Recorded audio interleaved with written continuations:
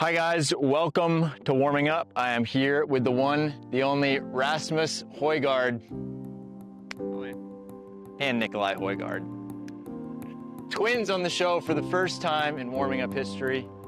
Let's do it.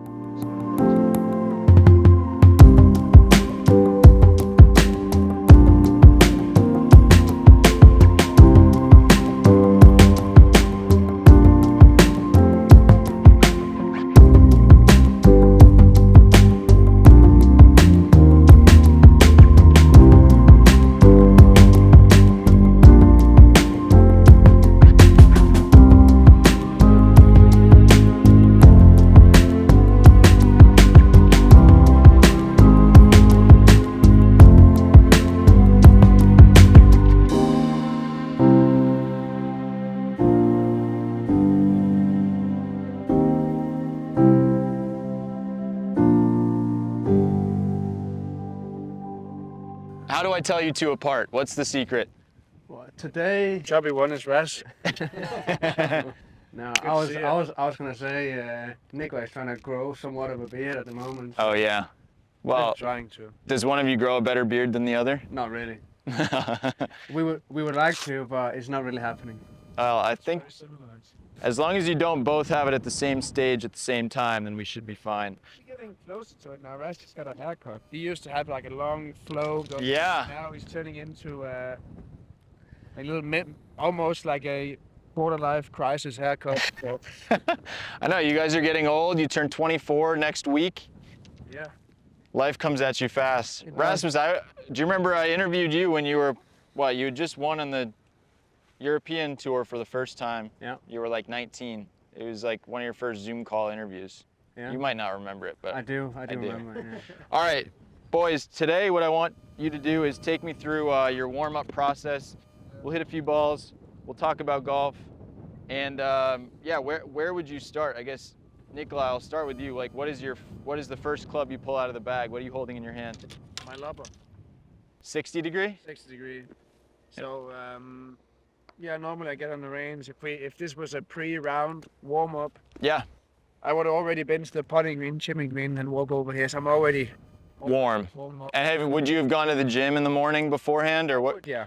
Okay. Yeah, early morning it would be more of a stretch, dynamic stretches, and then if it's in late afternoon, tea time, slightly more like a gym session. But here we are, and I always start with putting the quad and TrackMan down, then dial in 50, 55, 60, 65, getting a feel for Really? the shots. Yeah, just see today what does a 50 feel like. Yeah, hit us a couple here. So what? Right, that's how I warm up, so I can see if we can hit the number a little bit.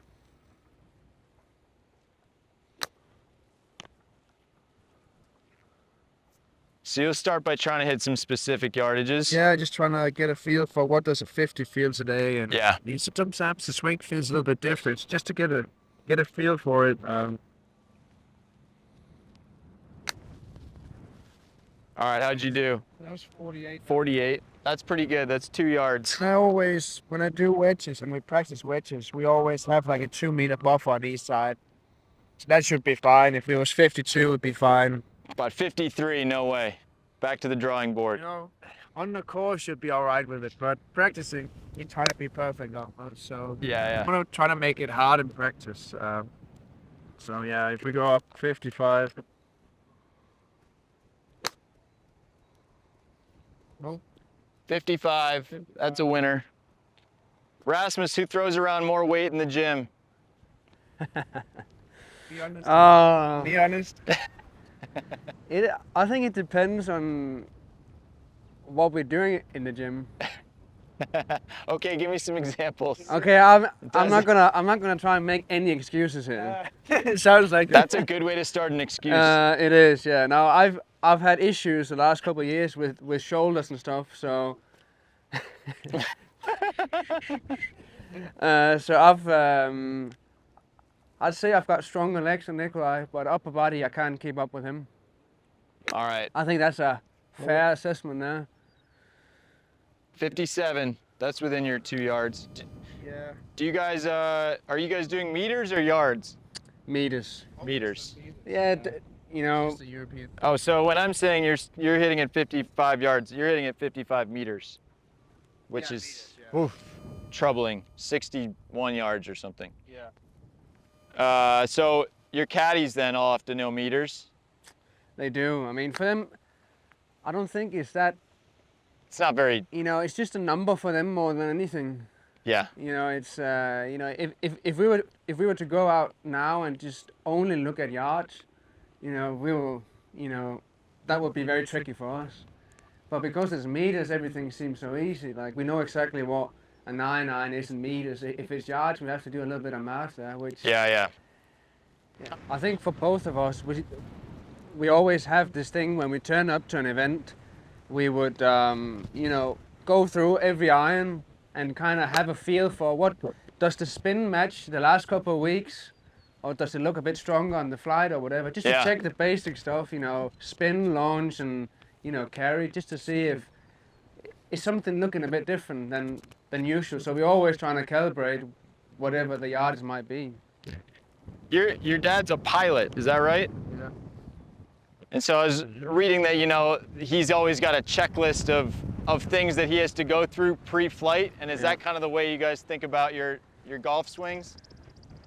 I won't say as much as a golf swing. I think it's more about the way you go about playing a round of golf, or how you when you work through your whole game. I think there's a checklist of stuff that, you know, in short game there is you know, focus a little bit on this, and long game that, and putting a little different. So there's a sort of a checklist to go through to make sure that, you know, I do the right things that's going to help me, and it might be different for what Nicolai's going to do. But yeah, I mean, I think we both can agree on that. It's kind of cool to have that sort of thing where he goes through his checklist with the plane, and we trying to take a bit of that into our game. I think one of the things where I was talking with him about it was when there's something is going wrong in the plane, say you get an engine fire, or you get loss of cabin pressure, whatever. You obviously got to react pretty quick, but you got to do it the right way. So the only thing you can't do is stress. No panic. No panic. So then you pull out the checklist and you go through it bit by bit, want to do it correctly. Because you can't make a mistake there. And the same in golf. Sometimes when you feel like you're in the fire, you're in the mix, and you're like everything is happening pretty quick. What do? I like the saying or like the picture of you being a pilot, and you get loss of cabin pressure. You pull the mask down, you open the book, and you go through it. So like you don't stress about a situation. And I think that's helped to a certain level sometimes, understanding that when there's a lot on the line, when it's happening quick, you gotta calm down and just take it one step at a time. Easier said than done, no? It's so easy. It's so easy to say and so hard to do. Yeah. Sometimes you just need a picture to do it, instead of just like you're talking about it. But if you can see it in front of you, then you can do it, I think. If I hit a couple bad drives in a row, you know what I like to do? Tee it up higher and hit it harder. Panic. Oh, just pure panic. All right, Rasmus, what are you up to over here? How are you going to start your warm up? Do you have a 60 degree also? I have a 60 here. You have like 60 degrees in your bag I've here. got a lot in the bag at the moment. I've got 3 drivers and a lot of wedges, but you know, it's an off week, so That's right. there's a lot of testing going on. But same as Nicolai, I will start on lob wedges and kind of build up through the wedges. Again, Are you trying to hit specific numbers in that same way? not always. Okay. I'm not as systematic when it comes to that.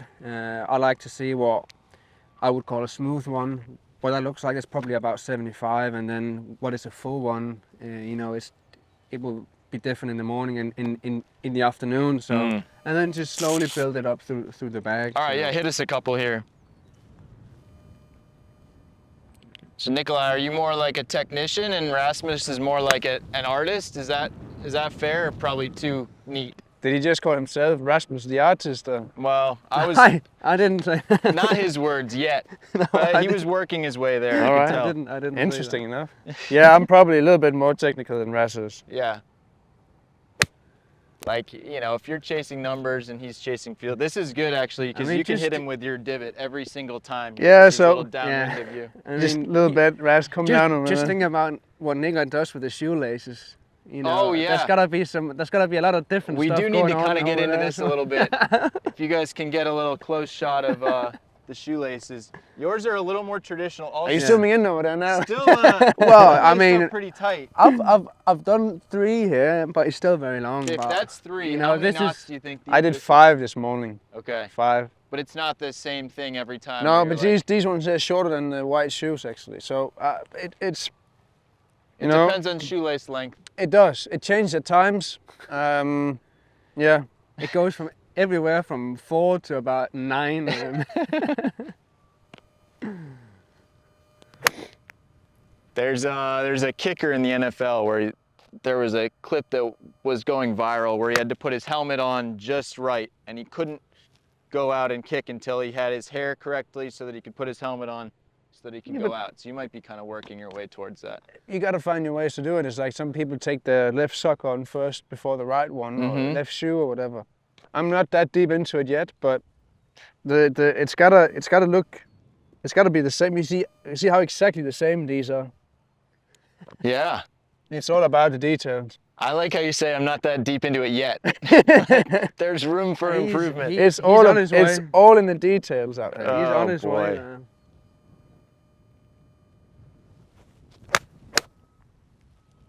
All right, so this 86 meters. Yeah. So that we're close to a normal one here. Yeah, pretty full. Yeah. And are you trying to what are you trying to accomplish here? Are you thinking about contact? Are you trying to get a number for the day? What's in your mind? No, obviously, you know, for me, there's a lot about rhythm in the warm up before I go out. You know, I'm not trying to chase anything. I'm just trying to let it all be somewhat of a smooth transition. And then for me, it's good to see what that, you know, gives me from, you know, the yardage here. You know, so I would, as I said before, start out by hitting some smooth ones. That would be around 75 meters. And then go up to hit more of a normal one. And then it should get near 90 meters. All right, let's check the math here. 86. 86, We're getting yeah. there. You're not Sound a within- little bit thin in my ears. So. All right, wait. Nicolai, what do you have here? I got a little ball, TRS ball between my arms. What does that do? It makes my arm structure. I'm working on my arm structure, my right arm. I tend to get a little bit deep across my chest. I like to feel a bit more here, so it's actually more of a right arm feel to get this bit here. Even though it's on your left arm. Nice. Dials. Yeah, but then I'm trying to push this one a little bit in to really feel like I can lift my arms up with my right arm. And can you so it's swing not just pretty- like an arm lift, but it's Yeah. like this one here is gonna be strong, my shoulder blade and everything. Yeah. All right, let's see it. You can make pretty normal swings with it? Yeah, I mean, as long as I'm in wedges and short irons, Yeah. as soon as I get to longer stuff, it gets a little bit awkward because it's a feel thing for me. It's trying to create something. Boy, And all- that's pure. And also, it makes the body work together a little bit. More So connected? connected, exactly the word. People always say that word connected. I never could quite figure it out, but No, I just feel like when you got this one in here, the chest, arms, everything is following each other. it's Instead of moving together. I'm not getting ahead of myself. Rotate too quick, clubs get stuck. This all is like, that's the feel of it almost. Like you're hitting it with the chest almost. It's like the feel. When things go wrong for you, what happens? What's your miss?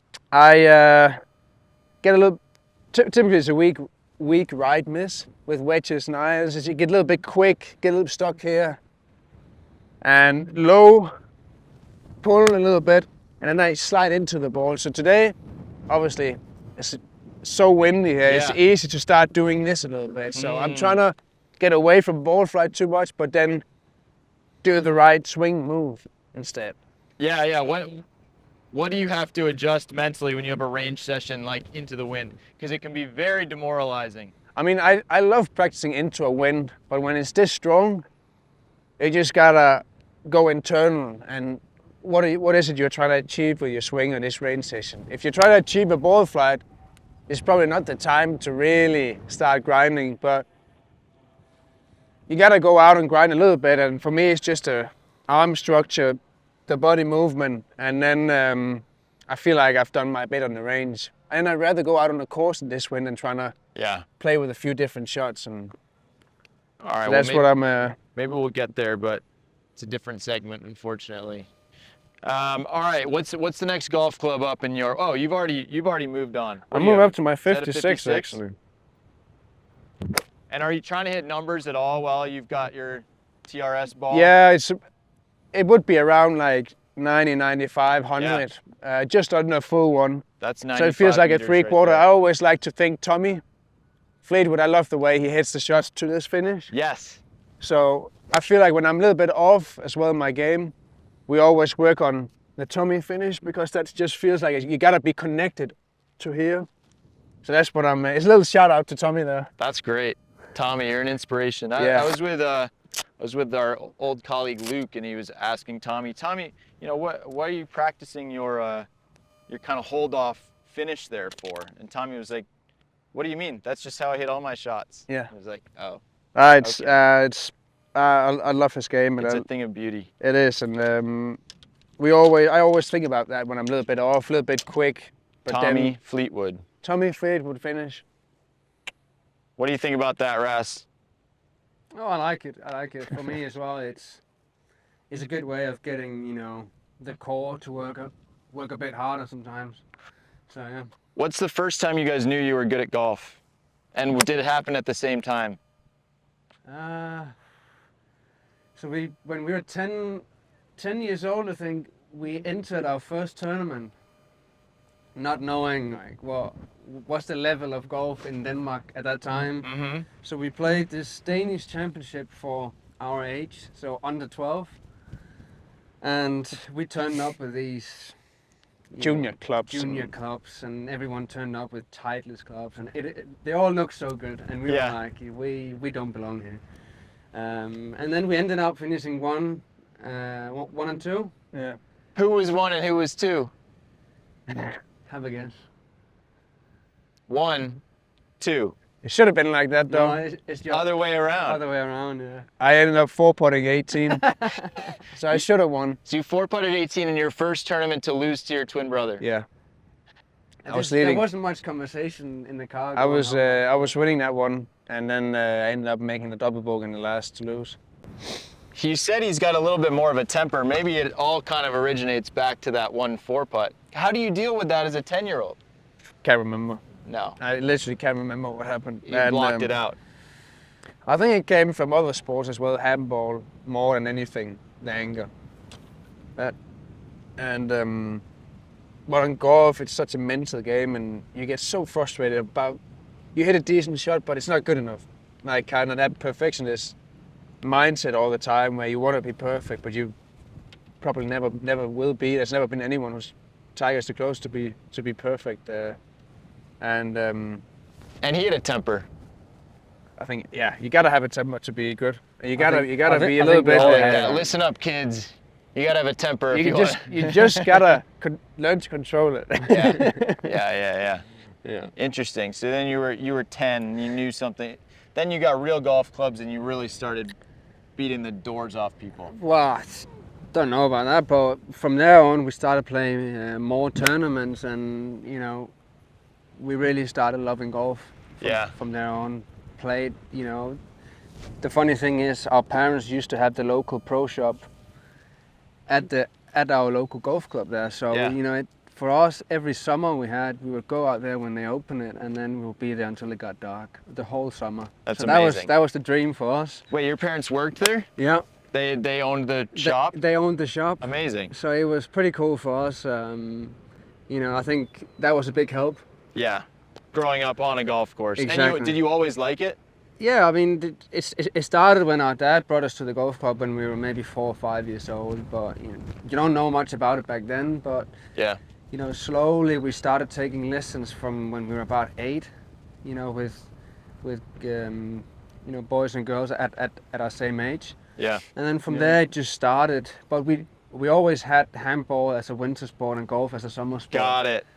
So we had a bit of team environment, and then we could go out and, you know, try and improve as individuals. And then that obviously changed when we got a bit older. Yeah. Well, yeah. Wait, all right. Wait. What's your next golf club in the progression here, Rasmus? Well, I would go Just to a gonna talk all day. Yeah, I would go to 56 and then to a 52 and then build it up from there. Let's see your 52. 52. We'll skip a step. Trying to find it there. To be fair, I actually don't. I go. Now that I think about it, I go 60, 56, and then I jump to a pitching wedge. Oh, all right. Good. So let's We don't wanna- let's actually skip that one and go to the pitching wedge. So what? The 52 gets neglected. Do you ever hit it? I do hit it, but not really in the warm up. Yeah. It's a kind of an in between club, I feel. All right. I agree. Sort of forgotten. It is a little bit. Only use it maybe once around. Or Can get rid of it. Add the. I mean, you could add another wood in there. What's your highest wood? Do you have any 9 woods hiding in here? No, Not yet? I've got a hybrid. Okay. And then 3 wood driver, but I actually in Mexico the other week for the final round I put in my 2-iron and I had hybrid, 3 wood driver, 2-iron, and then I took the gap wedge out. Oh, see? Because I thought, windy conditions, I need a stinger once in a while. And, Who needs a gap wedge anyway? It turned out I didn't I agree. have. Turned out I didn't use the 2-iron at all that round. But did you miss the gap wedge? I did miss it. Yeah. Oh no. Right, pitching wedge up next. Pitching wedge. How far does this go? About 132 meters.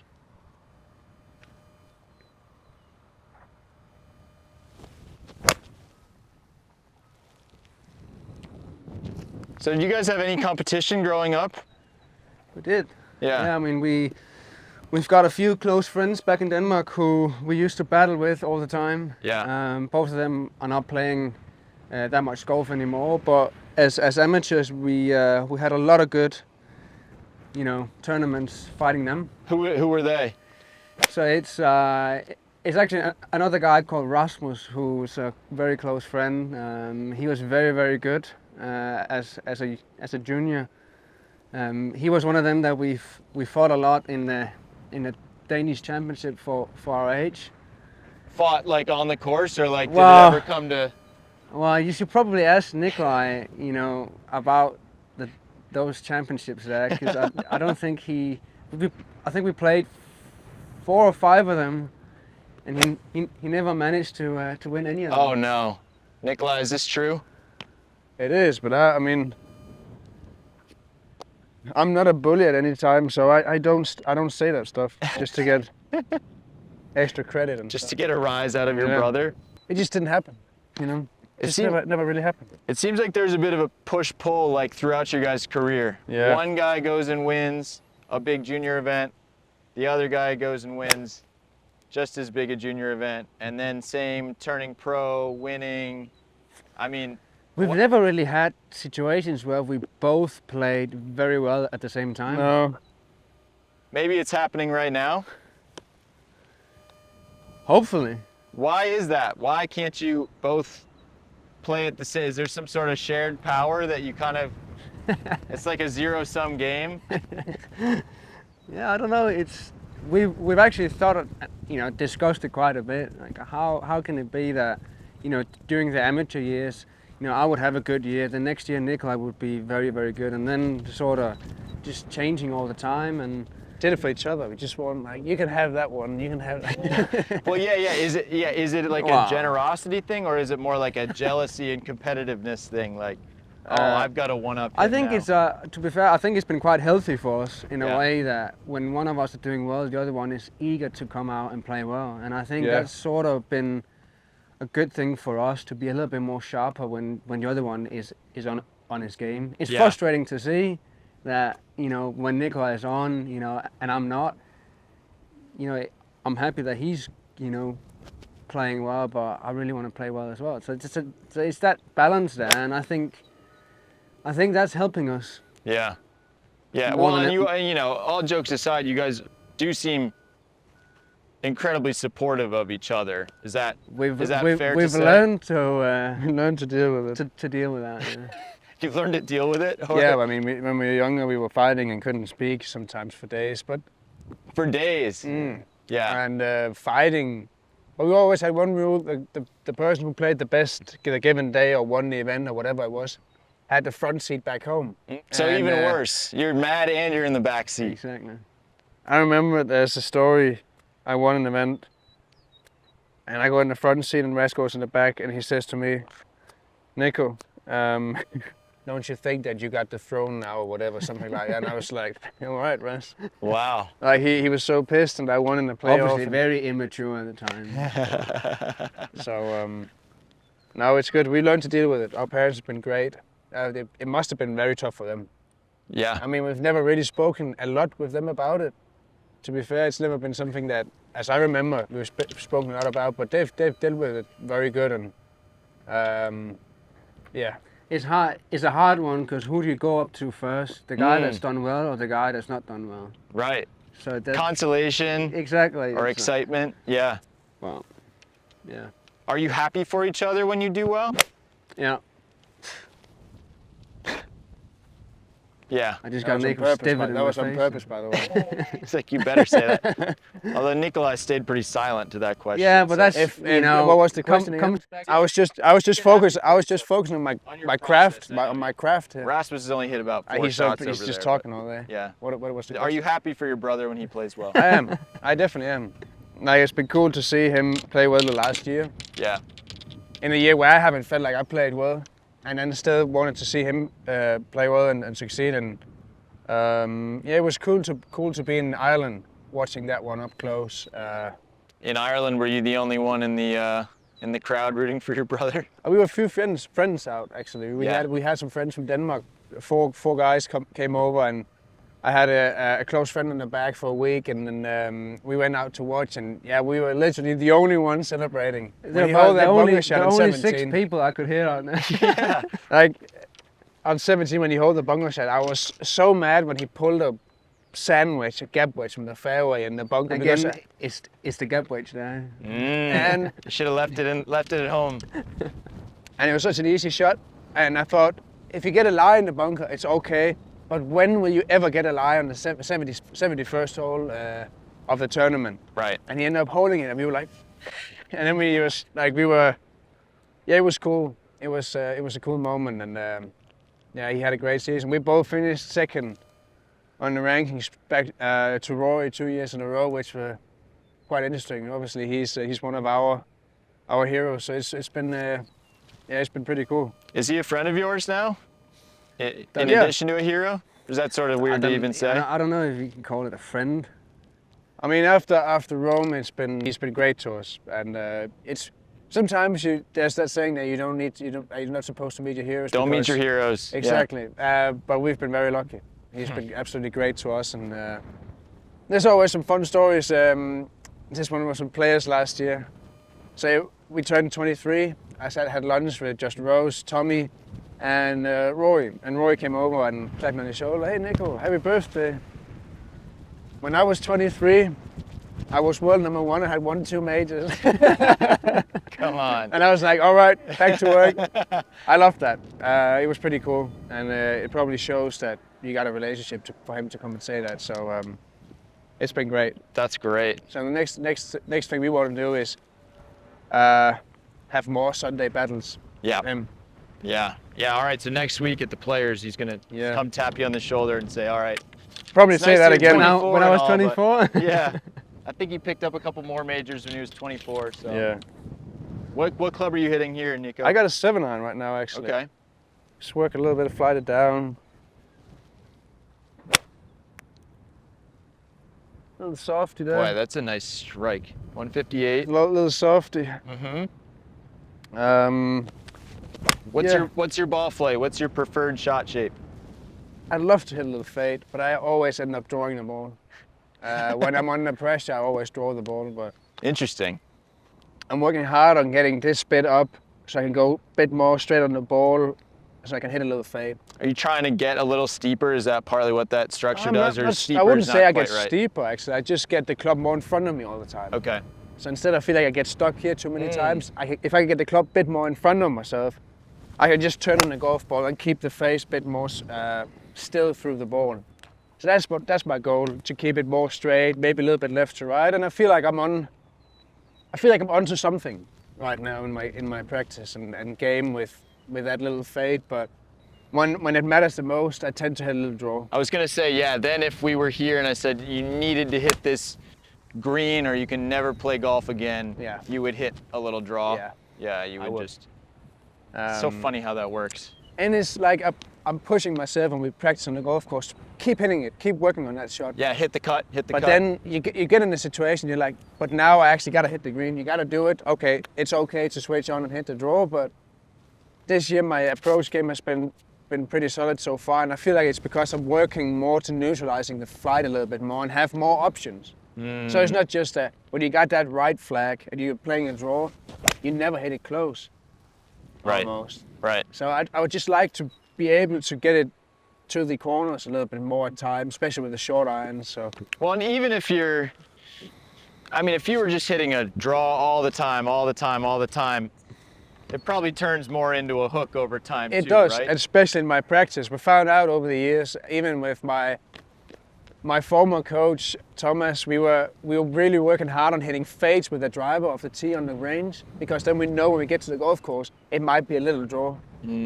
Yeah. Instead of, like if I start hitting draws in here all the time, when I get to the course, it turns into bigger draws. So it was always that balance of how do we neutralizing it before it goes to the golf course, because we know over time on the golf course, I turn into bigger draws. So that's what but I feel like we're onto something with the game, and it might take months before it really shows off. But so far I've seen a few bits that's been really good. The first few starts here. Yeah. How important are results? I guess, like in terms of knowing where your game is. Is that everything in terms of your confidence in yourself, or are there times when you say, look, I know my game is there, the results aren't showing it? Your results is what people look at the end of the day. So, but for yourself and the people you work with, and for your internal feeling, I'm getting away from results. When I play the best, I'm getting away from results, because then I'm so much into this all the time and so focused on getting better. And everyone says it all the time, getting better. But it is true, when you get into that process, it just happens suddenly. But when you're in that, I want a result, I want a top 10, I want a top 5, I want to win, you never do it. Yeah. Like you never, even the best players in the world, when they start going into a major and they say, oh, this is the one, like they never do it. They do it when they're in the process where they're just plodding away. And but yeah, I would like to see a result. I would like to see a really high finish soon, but it's not going to end the way it's not going to change the way I'm working, because I feel like we're onto something. And I can see in stats the first few tournaments I played that there's some good stuff going on. And obviously we got to go to some stronger golf courses as well. We played some fairly gettable golf courses so far this season. I mean, PGA National was surprisingly low scores the first few days, and then it turned into trickier in the weekend. But getting into players now and getting into the majors, then that's where you can see where your game is really at. Yeah. Well, it's 72 holes is so much golf. It is. It's so many different things can happen. So yeah, I guess the idea of showing up and saying, oh yeah, I need a top 10 this week. It's like there's a long way between such a long way there and the finish line. You can play poorly for a long time, and then you got 9 holes, you shoot 5 under, you're in the tournament. Or you shoot a 65 final day from nothing and you're in the top. So it's like there's so much golf to be played. And yeah, you just gotta stay patient all the time, which is a thing everyone says as well. Stay patient, but it's true. It's true. I mean, we haven't done much in this game yet, but we still feel like we've tried it quite a bit, and it's the same things everyone says. Stay patient, focus on yourself and your own craft, and then it will come over time. So I don't know about having done much. I think you guys have done okay for yourselves so far. Yeah, you know what I mean. Rasmus, what are you up to over here? Do you have an 8-iron? I've gone to a 6 now. I've hit a few 8-irons when you were talking with Nicolai there. Yeah. We were busy. Yeah, I've never heard Nicolai talk that much before. That's great. Just trying to keep up with you. Yeah. What was it like being apart last year? Is that the first time that's really happened in your sports career? Probably, yeah. That was the first time. I mean, for Nicolai me, it was in the U.S., but traveling all the time. You were back playing the DP World Tour, which goes to every corner of the world. Yeah, I mean, for me, it was you know, it's always a bit more fun when we're both around. I wasn't sure how he was going to end that sentence, but yeah. Yeah.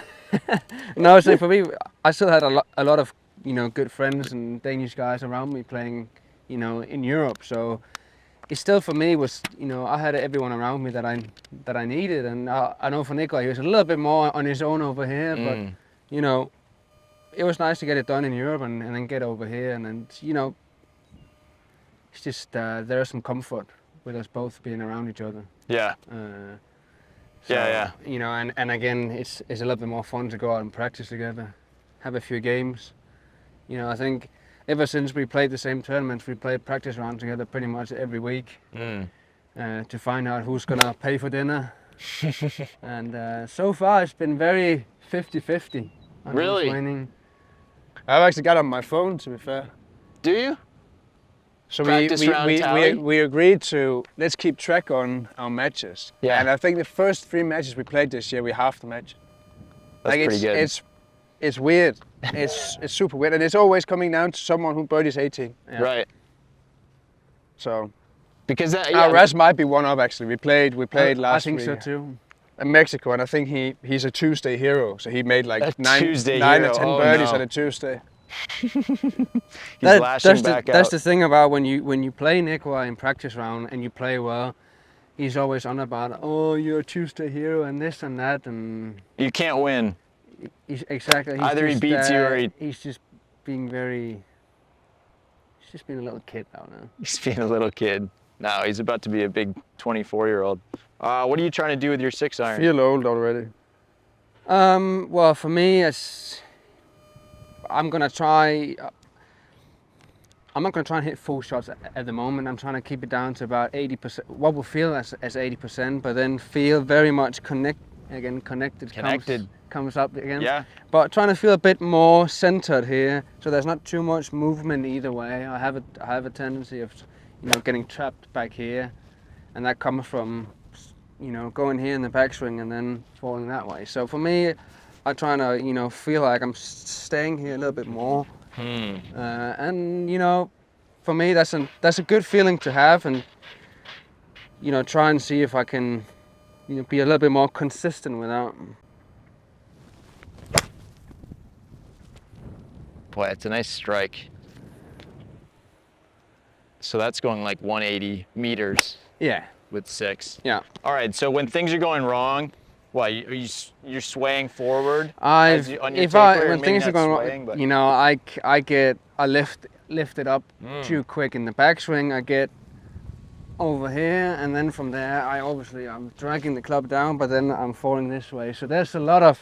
You guys have everything is the same, but you guys have such different golf swings, different tendencies, are so different misses. It's how is that? How do you make sense of that? I don't know. I mean, if we go back to the amateur years, you would see a big change in Nicolai's swing. Really? He used to be long and very like crossed on the top here. Baseball. And now he's a lot, you know, he's short and almost more laid off. So that's been a big change. Mine's always been this. So he's the one that changed. Yeah, I'm just. If you see his swing, actually, it looks so similar to when we were 10 years old. Yeah. And mine has just been all over. I've been in a cross, been very laid off, and now I think I've found your identity? Like a little bit in between. Still working hard though of keeping it somewhat. Yeah. If I don't really, it can change so quickly. So it's I don't know. It's like when I see something almost, and I would like to do that, and I start doing it, and I can get it into that. Whereas if you say to him, do this, it still looks the same. But the internal feeling might be different. Interesting. Which was super interesting. Yeah. So my swing has always been very much the same. Few bits to change here and there. How about your ball flight, your shot shape? I've always been more, you know, when it comes to tee shots, very neutral. And you know, iron's always been a bit of a draw player. You know, but that, you know, again, that comes from having that little bit inside and out like that. Try to neutral it out a little bit. By hitting a bunch of cuts, or what do you do to neutralize it? by having this feel of being centered. Oh, and by staying connected. And then staying here, for me, feels like that's going to come out pretty straight, and not having too much inside, or But at the same time, it comes down to if I was on the course here and I were wind in off the right, I wouldn't really want to hit a draw because that's going to be so hard to control. Yeah. So that's been sort of, I guess, a way of maturing a little bit, is to just have a few more options. So that's what I'm working on. Sometimes I get a little too ahead of myself, trying too much stuff out there, but Being too artistic. I think we're all Rasmus the artist. That's right. I don't know why that pops up, being an artist. I never just mentioned in case that. it sticks. I never mentioned that. I'm just picking up that there could be something to it, but I'm not. I like it. I'm not quite settled on it yet. All right, so that's the 6 iron. All right, what comes after 6? I'm gonna, I skip in 5 and 4, but I go straight into the hybrid. Always skip 5 and 4? What about these poor Depends. clubs that you'd never get hit? This is Yeah, I mean- this is a theme. We had Brooks Koepka says he never hits any odd irons ever. Never. I mean, sometimes when he's playing golf tournaments, Oh yeah, he of needs course. them, Yeah. but no, he just Never in practice and so he warm up. really only has to replace half his set basically.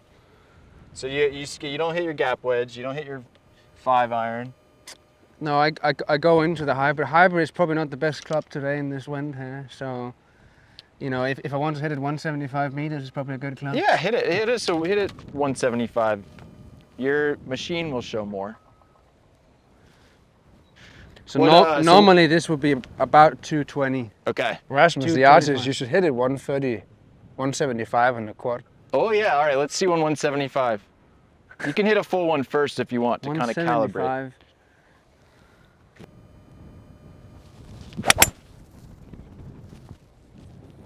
210, just strong. Just a little, More of the little, Rasmus. a little softer this morning. But 175. 175. How would you do it? You have to slice it over It's John's gonna feel head like there? a big cut here. Yeah, yeah. Watch out, John. You'll be okay. Oh, hopefully, yeah. 175. 75. 178. That's pretty artistic. Yeah, that is pretty artistic to be fair. All right, Nicolai. Impressive stuff. What was it like being over here when your brother was still at home and you didn't ever establish a base in the U.S., right? It was No. your first full year on the PGA Tour. Yeah, I didn't last year. Last year I traveled back and forth, and it was okay to start with. But when you get into the middle of the season, you get into crunch time, it was too much. I felt like I was pushing more events in the schedule while traveling more as well. So it's like I've learned from that now, and. What breaks down? Is it your body, your mind, your exhaustion? I think it's a little bit of everything. I don't have the time like we have this week to just go out here at a pure place to work on your game. Yeah. You're traveling back and forth. You don't sleep well. First of all, your recovery is bad, and it's just many things. It's like a domino effect a little bit. And I just found out. I said to Ras when he was getting his card, I said, I know what I'm going to do next year, and I think what you should do is we should get a base here, so we skip the traveling, so we can be more focused in our practice, we can be more ready going to events, and I love it so far. Yeah, so far so good. I mean, so yeah, that's what's brought us here, I guess. Exactly. This is your new home base. And but as you said, being alone out here last year was a new thing. Yeah. And you got to deal with it. But as I said to a few people back home, if you can't deal with that, you're gonna have a hard time in this game. It's a lonely game. It is. So I said to myself, it's just another obstacle on the path, and you gotta be able to handle it. Were there a lot of other guys that you knew on tour, knew well, would play practice rounds with or anything like that? Yeah, I mean, I've played a few with, played a couple with Shane last year and Tommy, and played a couple with Rory. Played with Min Woo, and a few others. I mean, there's plenty of options. Yeah. And it's also a good thing to go out and play with someone you don't know, just to get, expand your network just a little bit and go out and talk to a few players. I don't know why he's laughing. Nah, he's always laughing. Is there a Scandinavian alliance that exists in professional golf, or is it more like you guys are rivals with the you know, Swedes and Norwegians, and what's the dynamic there? You do see countries actually align. You see all the guys who went to Georgia. College, they're all together. It's appropriate that you refer to that as a country because the University of Georgia is kind of its own little thing down there. Yeah. And you see the Swedes hanging out, you see the Danes hanging out, you see the French. You see all that, you see all the different countries. But there's definitely something with Scandinavia a little bit. I mean, it's Most of us played a bit of amateur golf together exactly. as well. So Who did you guys play golf with as kids that, you know, the average golf fan might have heard of? We played a lot of amateur golf with Rasmus Højgaard Petersen. What was that? 3 There's iron? a little 3-iron bullet. Bullet? Actually a 2-iron. There's a 3-iron It says face 3. and a little bit down and loft. So that's when we get to the summer, when we go to Europe again, it's just gonna go I straight. actually haven't. That was violent. That was 220 meter carry, Yeah. but it would have rolled another 220. So that the reason behind this one is when you got that straight hole and it's firm and you want to get it in play, hit it out there. And if it's windy, of course. Can you do that again? We'll see. Yeah. No, we'll see.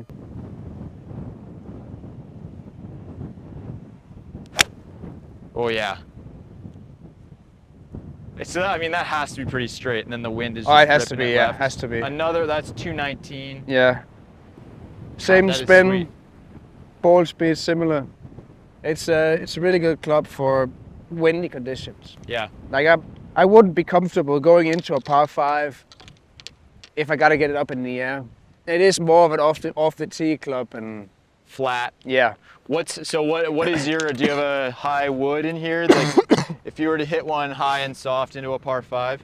I'll hit a 7-wood, Oh, so and that's gonna come back to us today, I think. Yeah. This is like find you a guy that can do both here. Yeah. 2-iron, bullet. Ooh! But it looks obviously like it's going absolutely nowhere. John, you might have to duck. This one's coming back at us. There was a lot of spin in that one, but it's typically what's happening when I'm going into That windward. flew though, to your point, that flew the exact same distance as the Yeah. last shot you hit. Well, it should go a little bit further. It should be like a closer to a 230. Yeah, That one there, yeah, 227. 227. So that's my little go-to, little hidden club that's in the bag to pull out some magic at times. That's terrific. Mini driver. Mini driver, is that in the bag all the time now? No, I just put it in second week. I put it in 2 weeks now. I know Johnny's gonna dive fully into your bags Johnny's here, gonna absolutely love it. But it's such a good club when it's windy. All right, so what do you use the mini driver for? There's a few places in America where we play dog legs, and sometimes it can be awkward with a driver going across the dog leg where it's like maybe 200 or 300 yards to the dog leg, and then where this one is perfect. Or a crosswind, like a strong left to right wind, I always find it can be tricky. And this one here is just an easy draw wood or draw. Interesting. So even in this wind today, it just seems like a good club to keep it slightly down in the wind. A little lower, a little drawier. Yeah, this one is not going to draw as much. Wow, that is a bullet. So I would say that's pretty straight.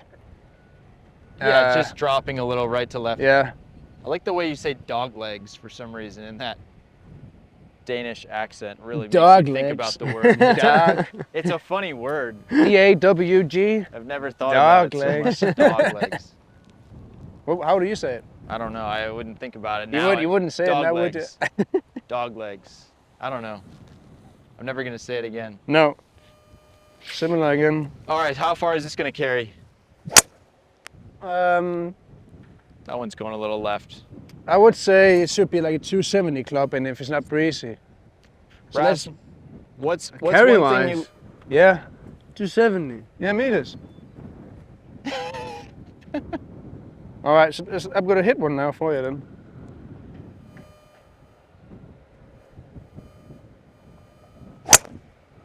Woo!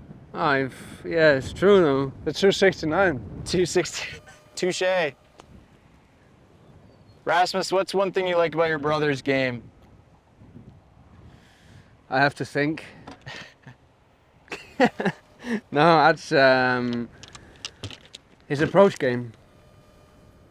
I think he's really good at approach game.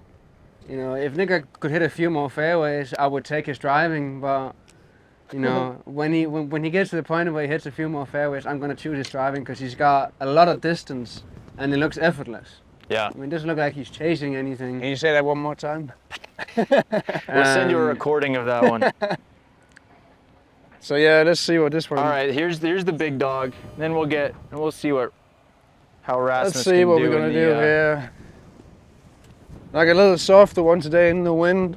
Mm-hmm. Soft 190 ball speed. I don't have that in the bag today, I think.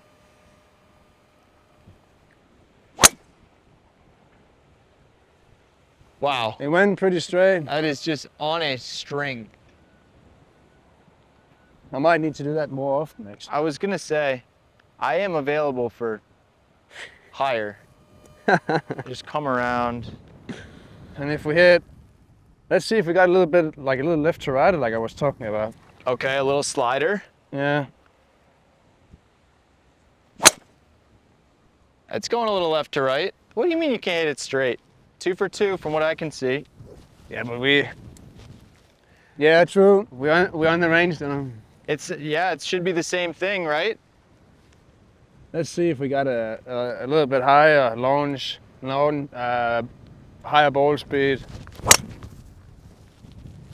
It's not really the wind you want to try to get it up in the air, but No, just for kicks. Well, I mean, we'll save the full ball speed competition for later, but just to kind of, we're warming up here. We're seeing if we can get a little closer to game ready.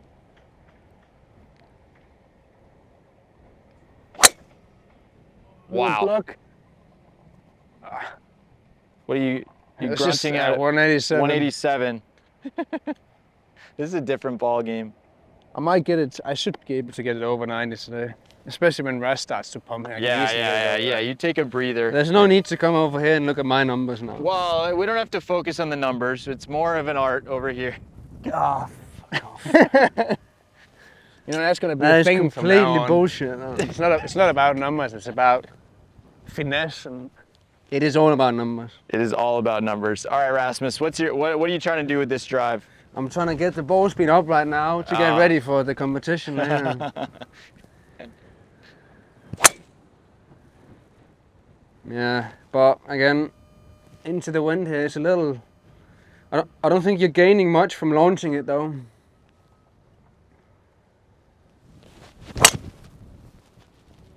Wow. I like that a lot. It looked like you hit it hard and only 83.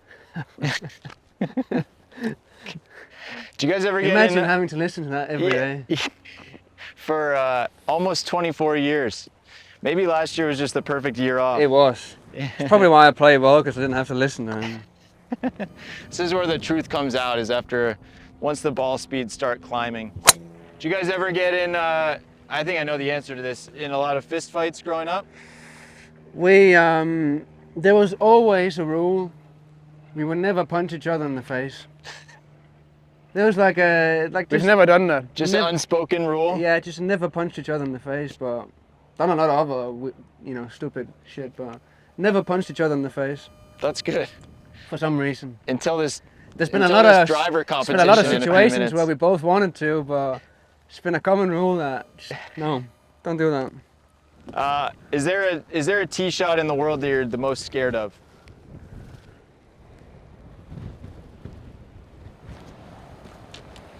Most scared of?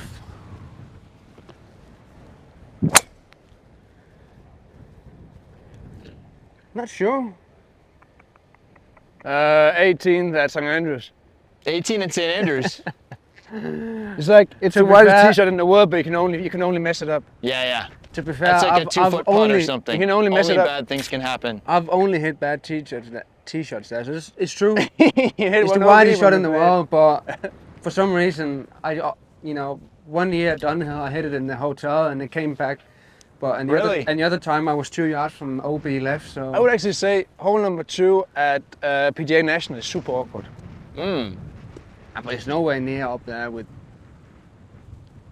the most... No, I'm just saying it's super awkward. No, that's a good answer because it's just uncomfortable. It is, because you feel like you're aiming in the out of bounds. You really gotta hook it around. It's perfect for your little mini driver draw there. Yeah, but Dog leg. dog leg. All right, I need to get the speed up a little bit. That's right, yeah.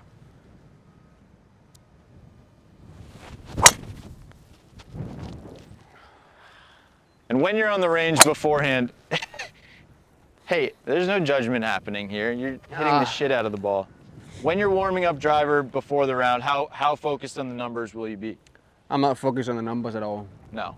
It's more of a, good strike and just see that little fade probably, or just see what does it feel like today. Some days it feels like there's a little bit of more of a draw bias to it, and some days it feels like there's no way I can hit a draw, so I would go more towards the fade. And I guess it all depends. Sometimes when the confidence is high with the driver, I tee it up a little higher and just launch it. And times where I'm not as comfortable, I would tee it down lower and then not really launch it. So that's the sort of thought process going into the warm up with the drivers, just to kind of see where am I, what do I have to work with today. And does a good range session mean a good round? No. I think more often a bad range session turns into a good round than it turns into a good round. That's Not crazy. bad rounds. You agree with that? Does a good range session mean a good round? No, it doesn't mean a good round, but you can walk over to the first tee with a nice feeling, knowing that the swing or whatever you see is. I always like to see a few shots go before I head out. Like, how does the mini driver feel? Do I hit the draw easily? Because there's gonna be tee shots on the given golf course where I need it, or can I hit my high bomb driver? How does that feel this morning, for example? So, but no, it doesn't mean you're gonna play a good round. I think some of the best rounds I've had, I've probably not been flushing it in the warm up. It's been a bit of a weird one. Yeah. Trying to you hit a few irons that's not struck well, and then you're trying to search for it a little bit, and then you walk out to the round thinking, oh, here we go, and then suddenly you play, bogey-free 7-8 on the par, and you're like, yeah, I mean, it's just a warm up. Yeah. But it's hard to stand here and say it's just a warm up, because when you're in the warm up, it's frustrating. But yeah, that a good warm up doesn't really mean you're gonna go out and play well. Is driver the last thing you'll hit before you go to the first tee, or do you drop back down to wedges, or what's I go straight back to the lob wedge and just hit a few. All right, let's see a couple final lob wedges. I just finish off with driver every time. You do? Yeah. All right, let's see a couple lob wedges from Rasmus, and then we'll see maybe one last bomb from Nico. One last and then big we'll one. All right. We'll be off to the tee. Are you trying to hit a number with these wedges now? Or? I just go back to that, what I would feel like a smooth one. Yeah. Where the rhythm feels good, and I'm not really, because at this time my caddy is taking away TrackMan or quad and head off. So is he one that needs to he's got you on a leash, like, all right, it's time to go to the tee? No, I would have a good idea of where I'm at time wise, but I mean, there's been a few in Dubai this year. I thought I was playing at 12:45. But it was 12:35, so about 5 minutes to tee off. There was nobody on the range there, and I thought I was hitting pitching wedge. So yeah, that's had to finish up pretty quick now. Oh, That's what nightmares are made of. That makes me anxious just to think about. Imagine if you hadn't tied your shoes yet. That's for Nicolai. That'd be. Huh? All right, so I would finish with that, and then you're off. Off. All right. And then is your last one your biggest one, or are you trying to hit the tee shot you're going to hit on number one? Or no, but I think I'm going to try to hit this hard and see if I Okay. can get up there closer to 90 today. Feel free.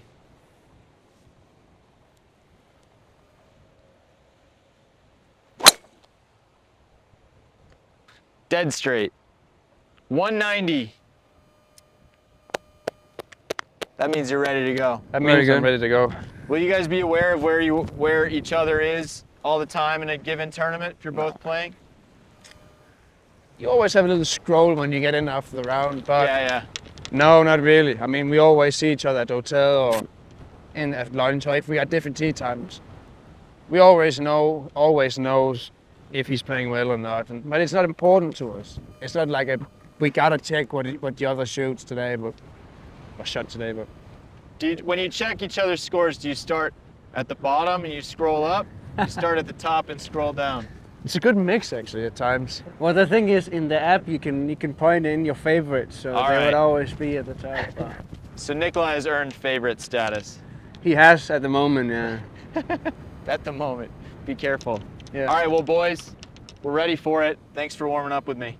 Pleasure. Thanks, Dylan. Pleasure.